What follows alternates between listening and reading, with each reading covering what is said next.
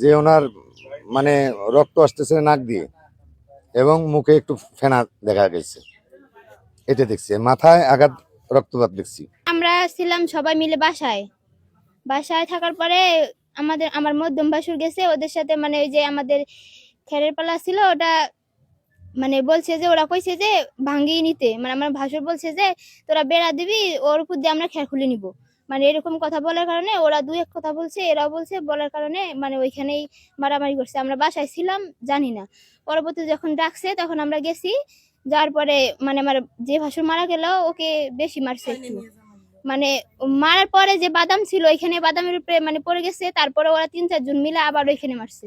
সাদ্দাম পীড়ন দিল, দেওয়ার পর তো জলিল পড়ে গেল, পড়ে যাওয়ার সাথেই বাঁচিয়ে এসে তো সমানে যা মতন দেওয়া না গেল নাক মাথায়, ওর অবস্থায় তো নাই, দুনিয়া থেকে চলে গেল।